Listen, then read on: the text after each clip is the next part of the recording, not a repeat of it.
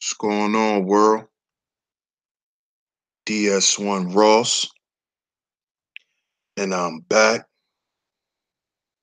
Shout out to everybody. Thanks for always supporting me and this platform, Cheap Stay Sleep TV. Very much appreciated. Much love to everybody. Um, Shout out to you guys that have been checking out the Black History Month series of 2019. Make sure y'all go check out 2017 and 2018 also. And tonight I got another one for y'all that is very, very underrated when it comes to being mentioned when it comes to Black history. One thing I always make sure, like I said, I like to cover um for the most part most of the areas of activity, but I also like to make sure I include our women in our history.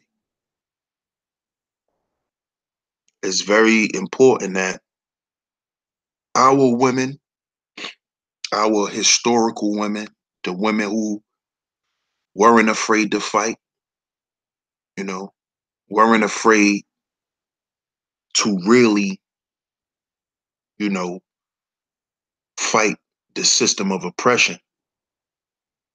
I feel like it's, our duty to always um to mention the women in our history because for the most part, a lot of times, well, I'm gonna say from what we was taught in school, they didn't mention too much black women during Black History Month. You got your Madam C.J. Walkers, you got your Harriet Tubmans, you got your Sojourner Truths, but there was a lot of other women who done a whole lot of other things. Not to say that those women were not notable and qualified to be mentioned in Black history because they did, but I also root for the underdog, you know, and I like to shine light on people who is not who I feel like hasn't had their just due. So tonight I will be talking about Ida B. Wells. Ida B. Wells. Um, Ida B. Wells was just like, she was one of the black historians when I was in school that was mentioned, but was somebody who wasn't expounded on. Almost like what I was saying about Carter G. Woodson. He was a person that was always mentioned, but was never expounded on. So I definitely want y'all to get to know who she was. I feel like she was very important and very influential. Shout out to everybody in the chat room. I will be looking at the chat and you know, um, shouting people out once I'm done with the dissertation. So I definitely want to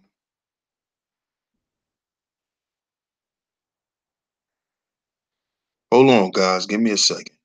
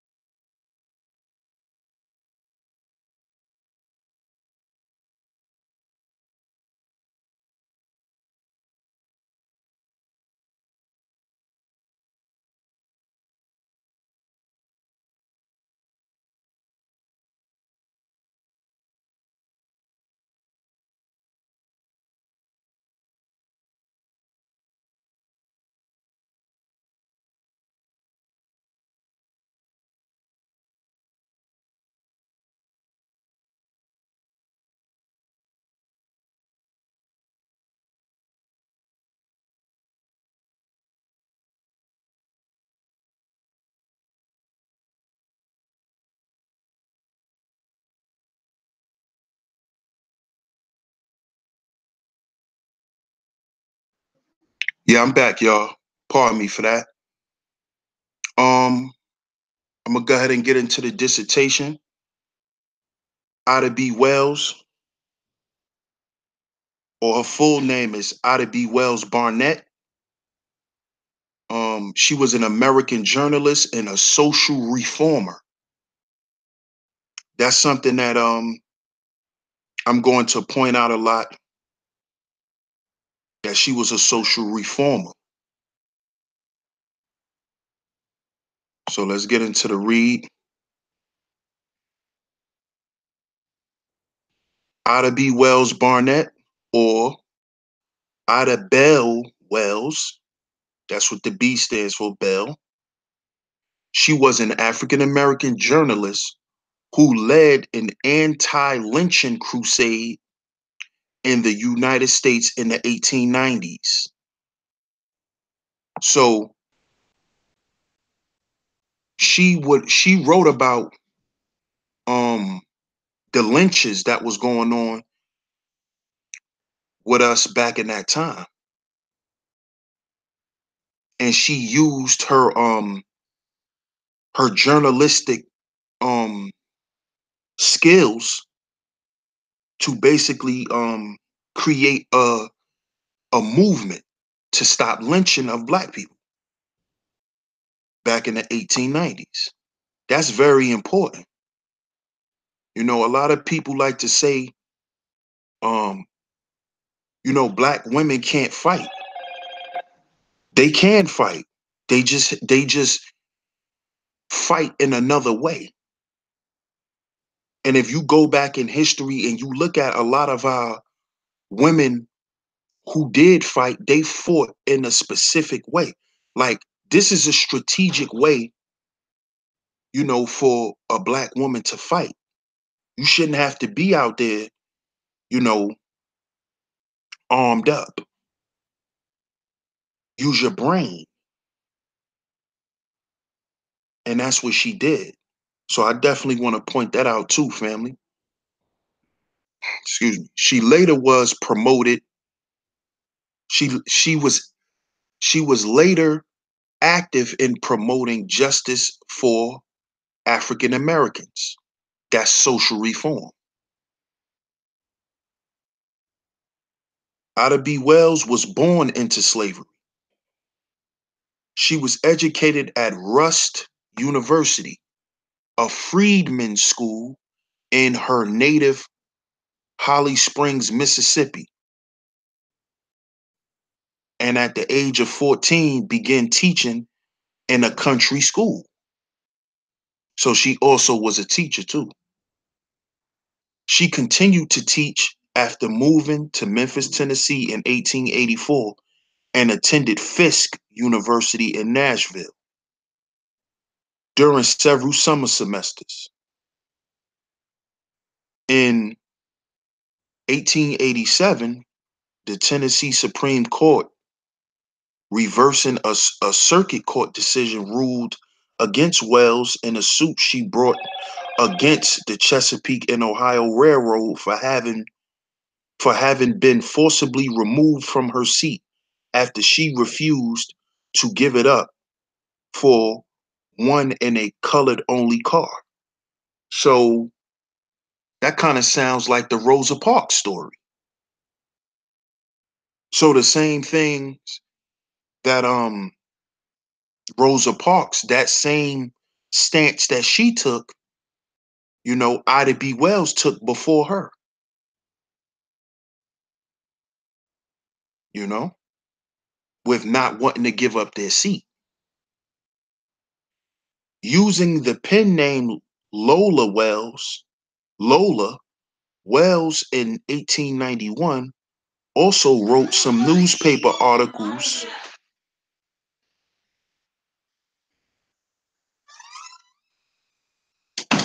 critical of the education available to African American children. Let me read that again. Using the pen name Lola, Wells in 1891 also wrote some newspaper articles critical of the education available to African American children. So she also wrote so people in society could understand how the children were suffering educational wise. They wasn't getting a proper education. And she used she used media, which at that time was newspapers, magazines. She used media to let people know that her people were being affected in a certain way. Her teaching contract was not renewed. Of course, they wasn't going to renew her contract because she was in favor and promoting the betterment of her people. So you know, of course they wasn't going to renew her contract. She thereupon turned to journalism, buying a interest in the Memphis Free Speech. In 1892, after three friends of hers had been lynched by a mob, Wells began an editorial campaign against lynching that quickly led to the sacking of her newspaper's office. So basically, they ran up in there and violated her office. She continued her anti lynching crusade, first as a staff writer for the New York Age, and then as a lecturer and organizer of anti lynching societies. She traveled to speak in a number of major US cities and twice visited Great Britain for the cause. So she wanted to let the world know that our people was being treated unfairly. We were being treated unjustly. She wanted the world to know what black people what African American people was experiencing in America, what we had to deal with. And she used media to do this. This is why media is very important.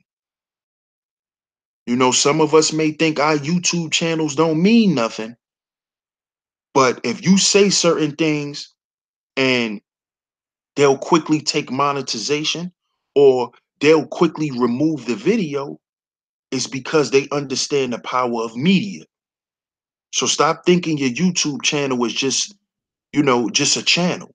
Because if you're actually doing something on your channel that's meaningful, just know that, to a certain extent, depending on how far your message go or how far they want your message to go, you could be penalized.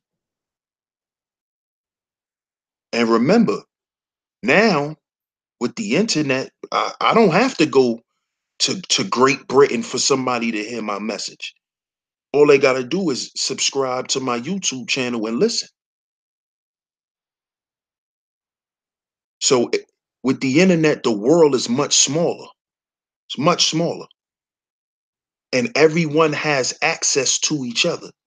So media is very important, y'all. In 1895, she married Ferdinand L. Barnett, a Chicago lawyer, editor, and public official, and adopted the name Wells-Barnett.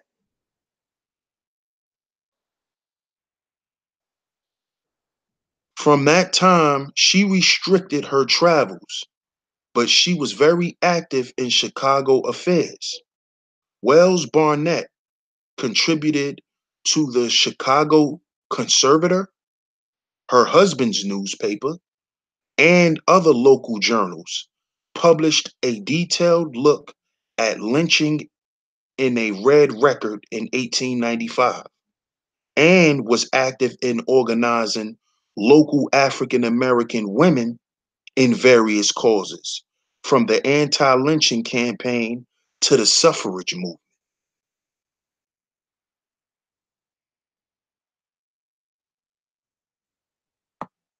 So she also wanted to organize women to take on a cause also.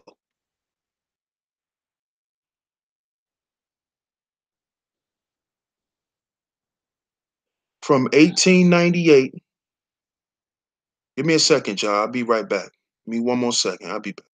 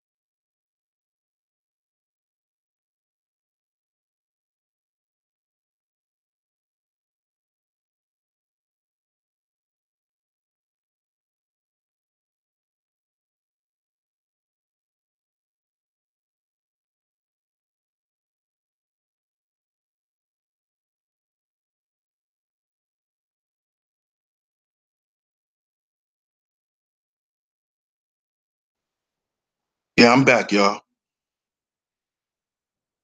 From 1898 to 1902, Wells-Barnett served as a secretary of the National Afro-American Council. In 1909, she participated in the meeting of the Niagara movement and of the founding of the NAACP that sprung from it. So she was at the beginnings of the NAACP. Although she was initially left off the NAACP's controlling committee of 40, Wells-Barnett later became a member of the organization's executive committee. However, disenchanted with the NAACP's white and white and elite black leadership, she soon distanced herself from the organization because she understood that the NAACP was backed by white people, but the face of it was black people, which a lot of people don't know. In 1910, Wells Barnett founded and became the first president of the Negro Fellowship League, which aided newly arrived migrants from the South. In 1913, she founded what may have been the first Black woman suffrage group, Chicago's Alpha Suffrage Club.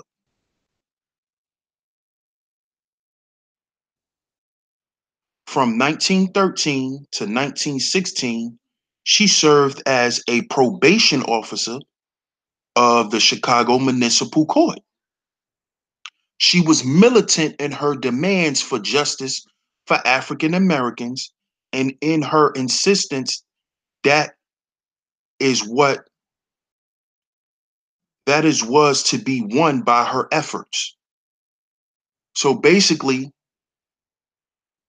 she fought for us. She went into um I'm gonna say the city government and got a city job and became a probation officer. That's because she was so focused on helping us. So look at all the levels she fought for us far as reform, for social reform. She did it on a municipal level. She did it through media with her publications, and she even did it politically with joining these, so-called Black groups, even though a lot of them was funded, with Caucasian dollars. But she understood that the fight was on plenty of fronts. She knew that we couldn't just fight one way. So she fought on multiple levels, multiple areas of activity, you know, she fought on. Now today, you got people that are just, well, if I'm good in politics, I'll just stay on politics. Or if I'm good at this, I'll just do this. But the people back then, man, this was their life's mission. This is what their mission was in life. And I think now, being that we done got so comfortable with, you know, American living and Western culture that the empowerment and the upliftment of our people is no longer our life's journey. Now, our journey is to find a way just to continue to be comfortable.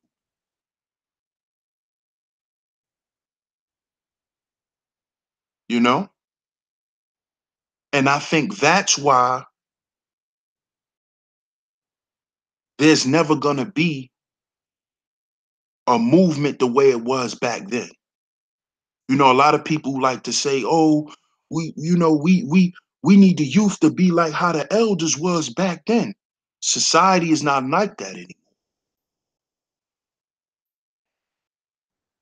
Society is no longer geared toward that. The people who run society have engineered society to go a whole nother way. Being revolutionary and fighting for your people is no longer important in society. It may still be important to certain individuals, but it's not people's life journey. It's not their mission in life. You may have a couple of people.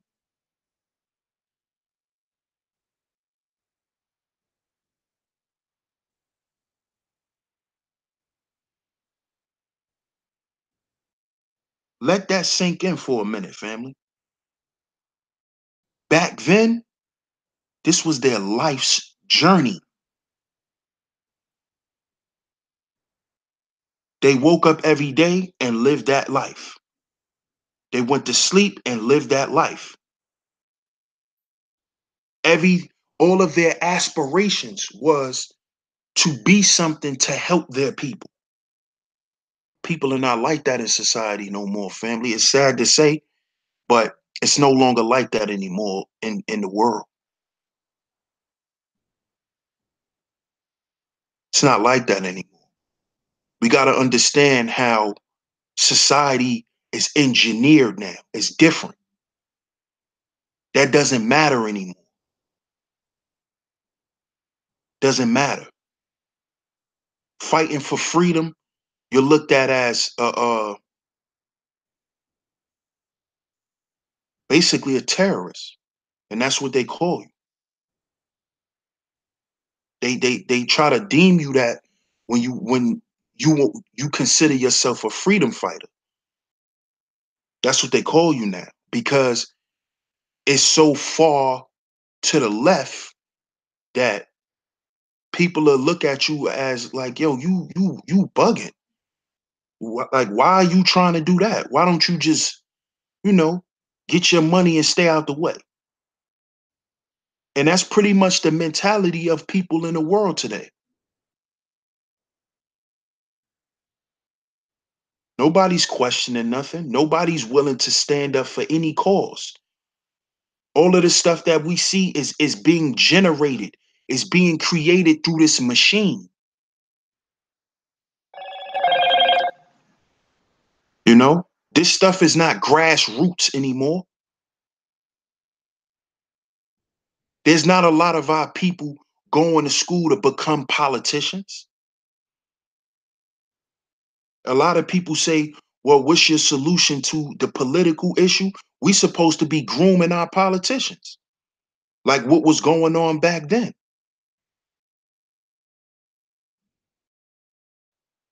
A family had a certain amount of children. They pushed each one of their children to go in certain sectors of society.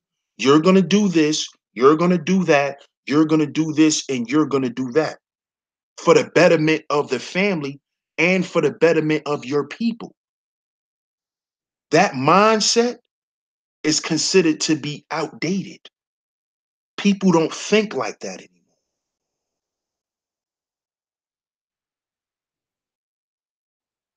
People don't think in that in on that level anymore. They don't think about the greater good and how to service your people for the greater good and to sacrifice certain things in life. Because if you listen to all of these stories, and I've been doing this since 2017, none of the people was seeking fame. Nobody wanted to be famous. This was their life's work. They didn't want kudos and trophies and certificates and all of that to say, oh, great job, because that wasn't the mindset of the people at that time. Now, you feel like you're doing something good because you may have got 50, 60 likes. You put your little quote up, you got 60 likes and 10 people reposted it. That's revolution now, for the most part.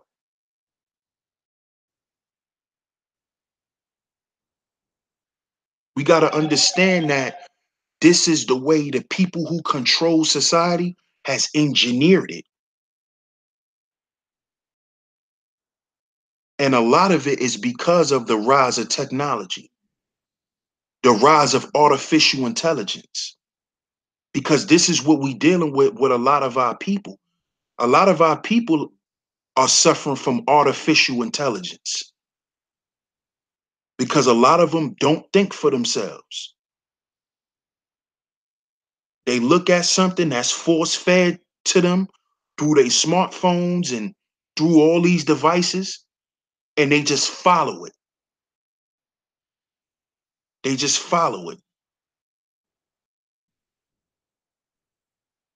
And when something gets a certain amount of hits, it becomes a trending topic. And then that becomes your publication. That becomes your news report. That becomes your articles for your magazines.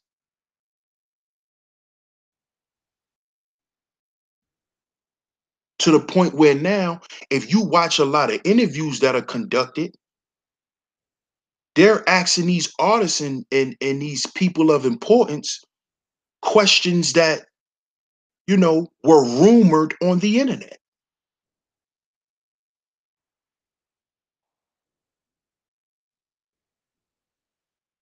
See? So it's not gonna be any real social reform like back then. Because now magazines are pretty much outdated. Because now you can just go on the internet and read a magazine. Where back in this time, this woman had her own publications,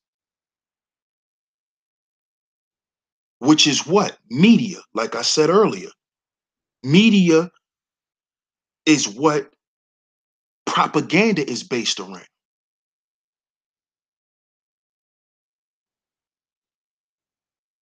See? So, how do we put our message out here in this media world? Because, see, the way it was done back then, you can just write articles for magazines that were published, or you can publish your own. And you can still do that now. But how hard it would be for you to market um, an actual magazine that people will have to go to newsstands and purchase. That's why you don't see a lot of newsstands anymore. You may see it if you go to certain cities, but for the most part, you're not going to see that because people don't read magazines anymore.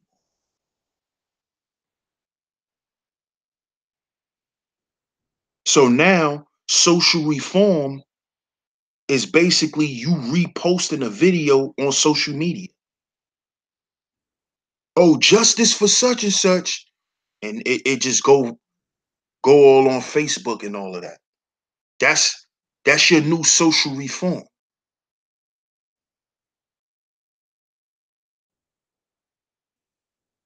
When you have people like Ida B. Wells who were real social reformers,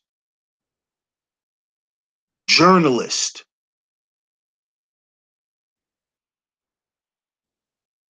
because your message, see, what they understood was the message that you were putting out to the people had to be the same message that you lived by. See, now you could have a person make a post, a person to post something, and you'll know that they not even about that. They'll try to make some deep post, but in real life, they don't even live like that. And this is what I mean by society is different now.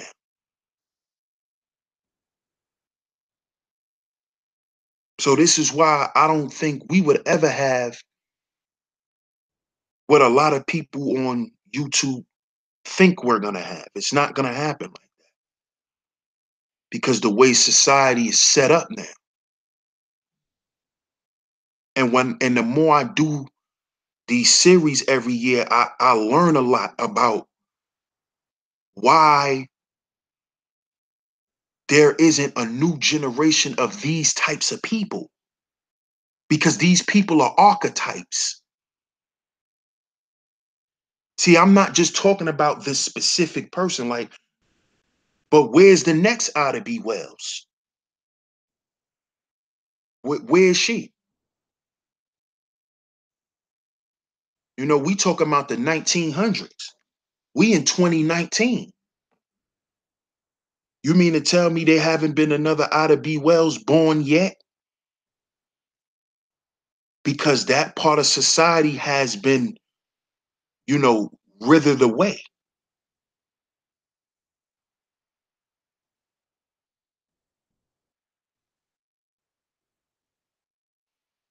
Shout out to everybody in the chat, by the way.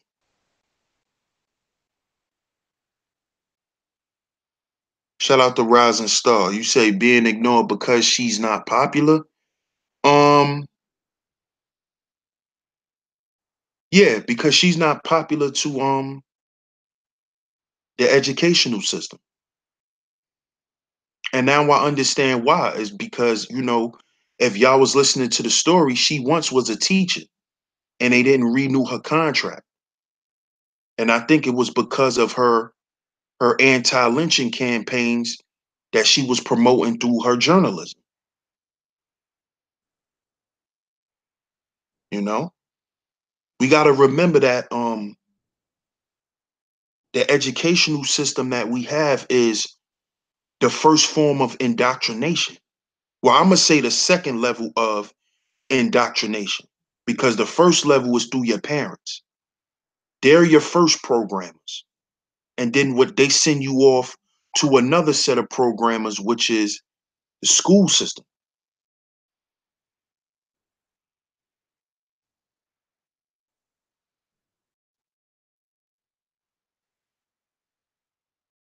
I'm gonna say the next Ida B. Wells is being ignored. That's possible. That's possible. But one thing we also gotta understand too is that we have to put it out there for people to see. So yeah, she may be being ignored, but she has to make herself also relevant to some point because that's what the generation or the next couple of generations after me, that's what they want to see. They want you to be accessible. Welcome, Raw Honesty. I appreciate you for tuning in. They want, you know, the youth want you to be accessible. They want the people who they want to follow, they want them to basically be at their fingertips, you know? So if there is a next Ida B. Wells out there, she can just make a bunch of YouTube videos. Nah, she doesn't have to be entertaining. She has to be interesting though. It just it just doesn't have to be based on entertainment because our youth like to learn too. They just like to the way they learn is different. And that's because of the time that they're coming up in. They coming up in a time where you don't have to learn how to spell. A lot of these kids growing up that's in elementary school, they don't have spelling tests no more. You don't have to know how to spell. You don't have to know how to write. When I was in school, we had penmanship class. We had a whole class that taught us how to write in the lines, how to how to properly formulate letters. They don't have that anymore. And we talking about from the elementary level. We didn't get to middle school and high school yet. There's no more reading classes. That's why a lot of these young children can't read. And if they can, they only could read on a between a third and sixth grade level. That's because of technology. Because if you growing up the first 12, 14 years of your life, and the way you communicate is through typing 3 and 4 letter words, how do you expect a child to be smart? His whole, his or whole her, his or her whole life is based on texting. And now the way these children text, they don't even text words. They text acronyms and don't even put the dots in between them. And now we all do it. LOL. LOL is an acronym. How many of these children out here understand that that's an acronym?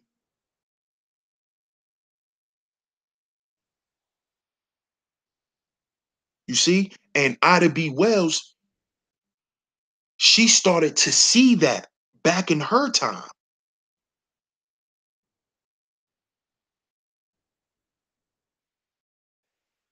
This is why she went to Great Britain to talk about the educational system that was in America and how it was affecting African American children because they weren't being taught correctly because nobody cares. If nobody care about you, why would they teach you what's right?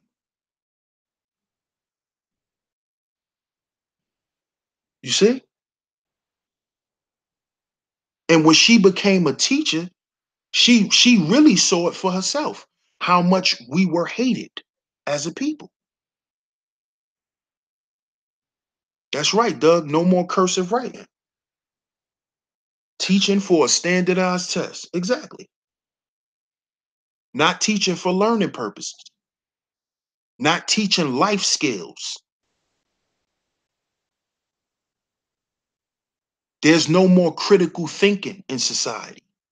I remember every class that we had, there was a section in your textbook where you had to answer a critical thinking question. Shout out to my brother Danubian.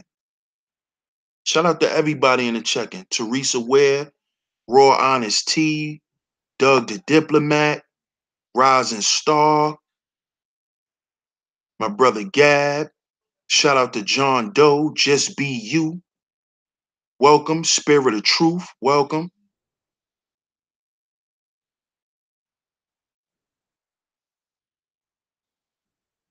Shout out to Raphael on the check-in.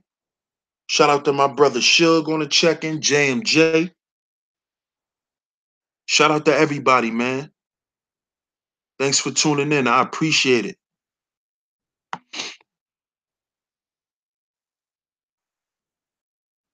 Indeed, brother Rob. And shout out to you too, bro. If they don't learn the way we teach, we must teach the way they learn. Exactly.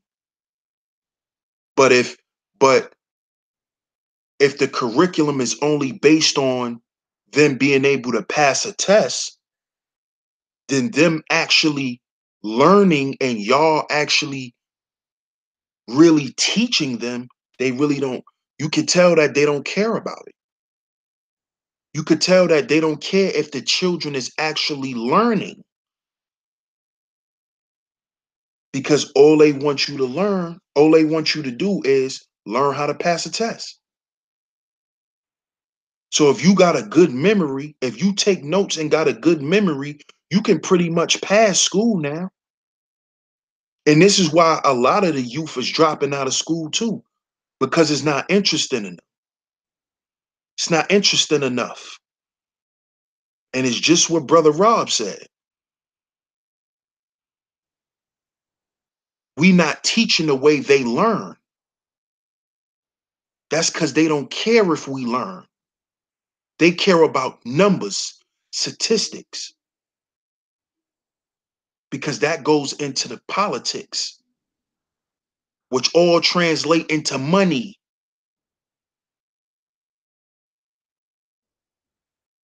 Do you know that they actually have right now, they have schools with no textbooks. The students don't have no textbooks. And we're not talking about, inner city underfunded schools. We talking about where I live, the county that I live in out here in North Carolina is not a impoverished county.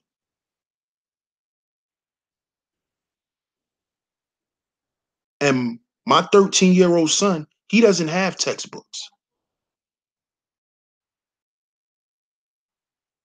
He doesn't have textbooks. He does things on the internet. See, you know what was good about textbooks? With a textbook, you can always come back and look at it years later. You can always use it as a reference. But when these kids is going to the next grade, half of them are not retaining nothing because they're not learning. They're being taught how to memorize things. If you have a good memory and you could pass a test, oh, you're smart. You know something. This is what it is now. And Ida B. Wells saw this happening back then, and she predicted that it will be worse. This is why she fought for social injustice, and she preached social reform. You see? She even aided her own husband in helping him and using who he was to help promote more things for their people. And to this day, my brother Rob is in here, so he know they named a whole, you know, project unit after her. The Ida B. Well houses.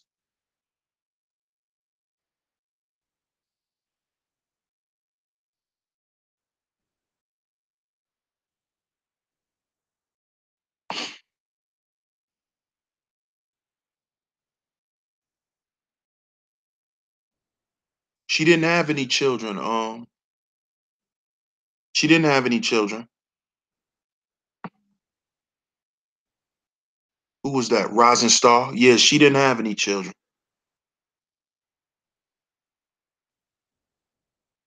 Exactly, John Doe. Input, output, no processing. That's it.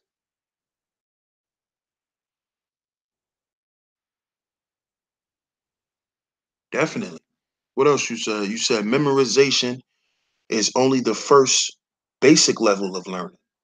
The next stage is processing, which is when you analyze what you've memorized, piecing it together like a puzzle. Exactly. The recently named Congress Parkway after Ida B. Wells. Oh, okay.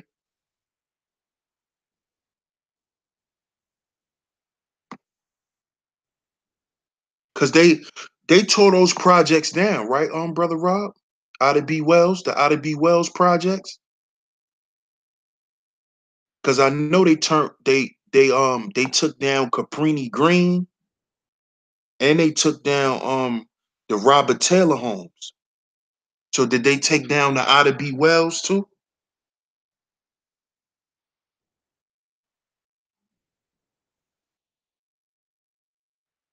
That's possible, Rising Star.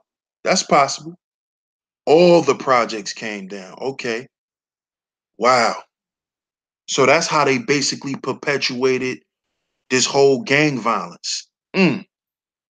Me and you need to hook up, brother Rob. I'm gonna hit you up, man. We need to talk about that. Cause I'm with you just saying that joint just rung a bell off in my mind.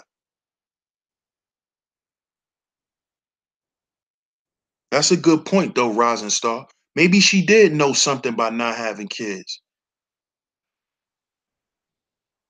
Or maybe she just never had a chance, you know? Because she was married, you know? She was married. And she died pretty young. She died at 68, you know? Maybe she couldn't have children, or maybe, or maybe she didn't want any, you know? But I just think whenever a woman get married, she ultimately wants a family. Just Be You says, so how do we present and teach knowing we are dealing with input, output, and no processing? What we have to do is what Brother Rob said. We have to change the teaching style. We have to teach how the students learn. And nowadays, most of the children learn visually. They learn through visual and interaction. They learn easier when you actually create some form of interaction.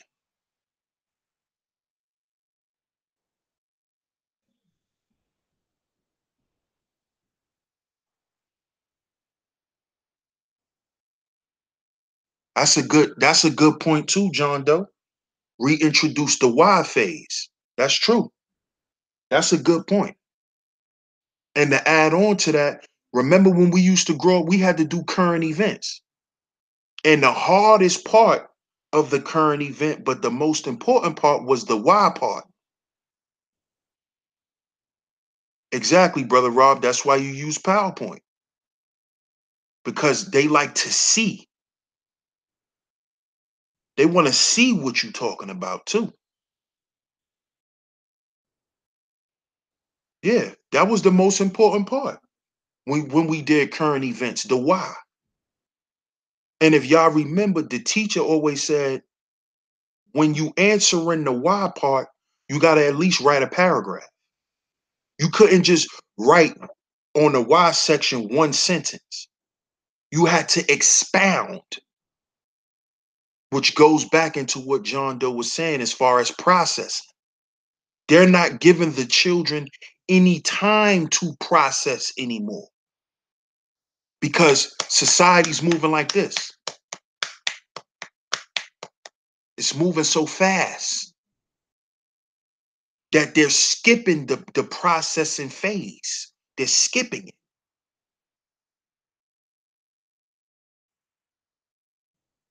I give you this, you give me this. I give you this, you give me this. I give you this, you give me that.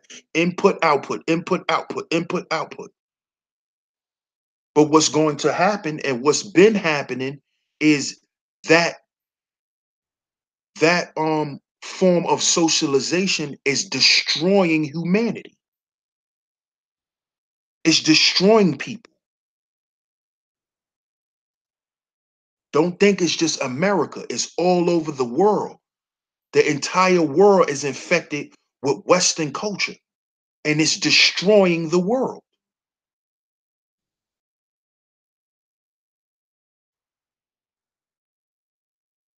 Automation is getting ready to hit the world hard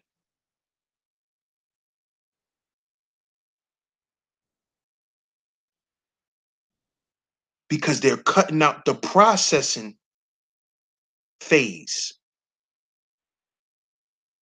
And if they can't totally cut it out, they slow it up. This is why you have the bad processed foods and the GMOs.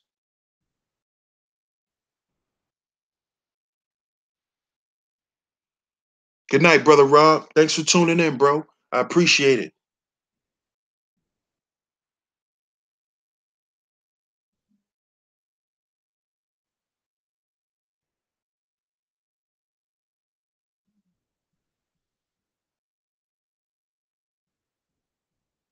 Indeed, John Doe. Indeed.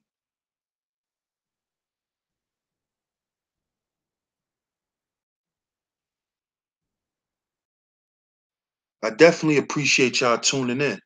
Shout out to my man Doug the Diplomat. I appreciate you for tuning in, bro.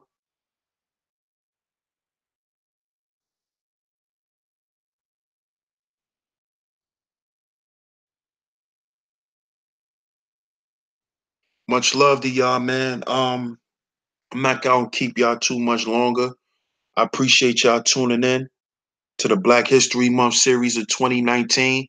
Make sure y'all go check out the previous episodes on this series. I started it with Carter G. Woodson. Then after him was Thomas L. Jennings. Then we had Patrice O'Neal. Now we have Ida B. Wells.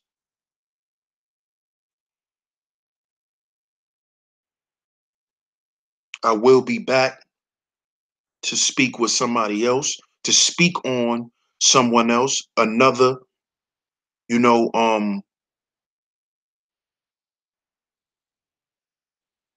unrecognized, I'ma say, Black historian.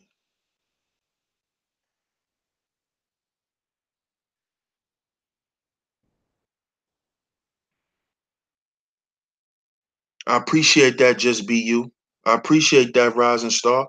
Yes, I will be back because I you know, I started the series late. I've been having computer issues.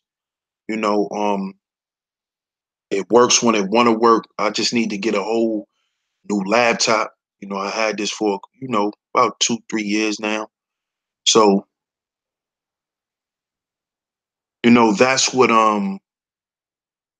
slowed me up. But I'm going to finish it regardless, whether it's after February or not. I'm definitely gonna finish this up for you guys.